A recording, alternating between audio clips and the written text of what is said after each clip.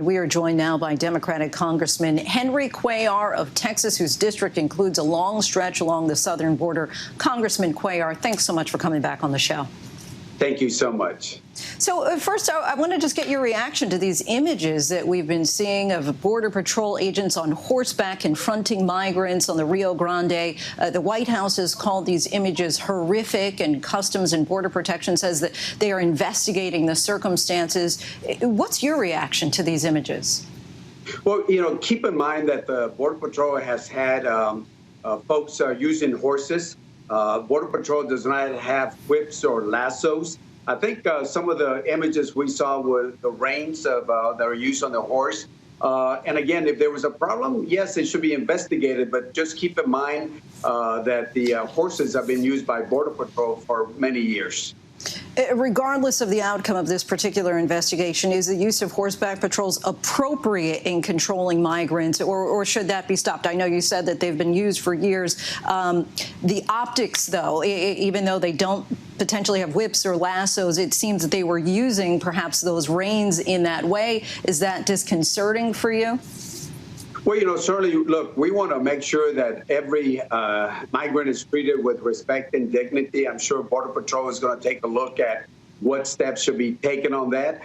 They use horseback horses for, again, patrolling the border because of the terrain that they have.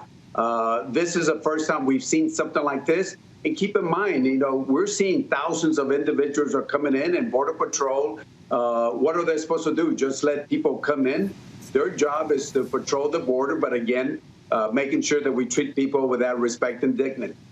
You've been critical of the Biden administration's handling of migrants arriving at the border since the start of the year.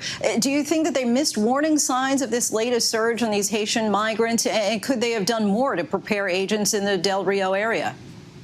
Absolutely. They've lost they haven't seen some of those warning signs. Some of them came up in December 11th, because I remember I talked to one of the transition teams about this. These warning signs have been in for a long time.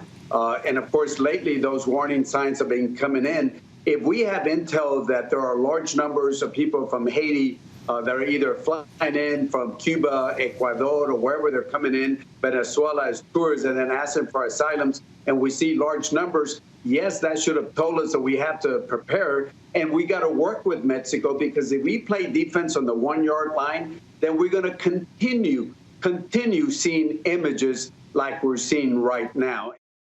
You've also argued that the Biden administration has contributed to the perception that the border is open and that they haven't been responsive to border officials and communities warning about greater migrant surges.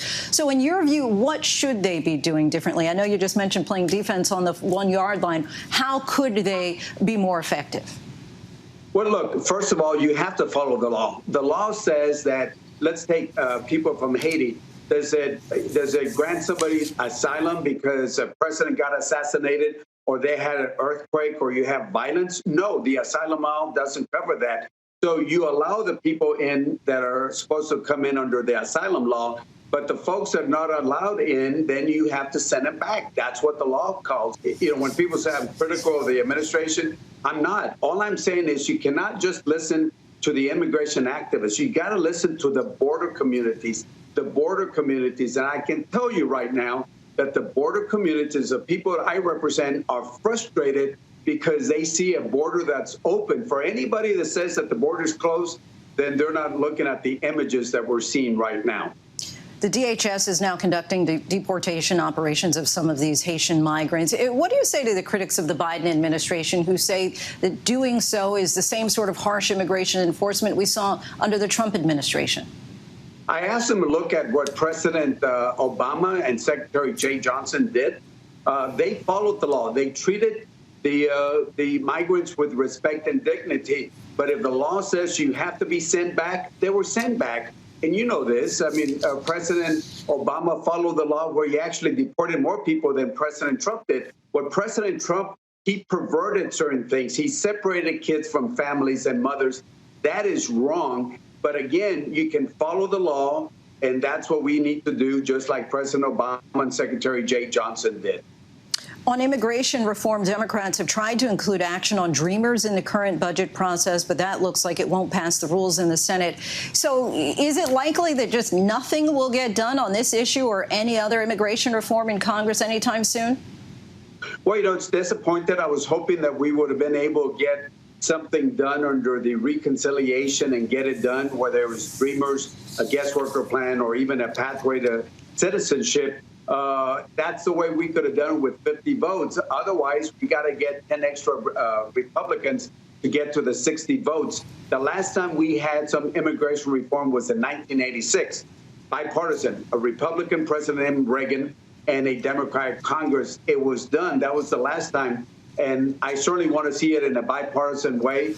I was hoping, if nothing at all, that we would have done it in reconciliation. But the parliamentarian, she gave her word already, or ruling on this. What about any other investments to handle the processing and security needs at the border?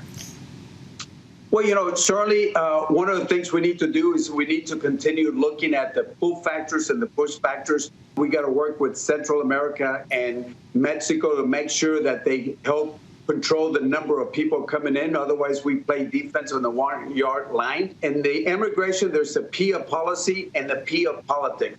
The P of policy needs to be done better under the administration. The P of politics, it's not good for Democrats. What we're seeing, what I'm hearing from my constituents is they don't like this chaos, this open borders perception or reality. So they have to do a much better job when it comes to the P of policy and the P of politics. Congressman Henry Cuellar of Texas, we thank you so much for your time. Thank you so much. Hi, everyone. George Stephanopoulos here. Thanks for checking out the ABC News YouTube channel. If you'd like to get more videos, show highlights, and watch live event coverage, click on the right over here to subscribe to our channel. And don't forget to download the ABC News app for breaking news alerts. Thanks for watching.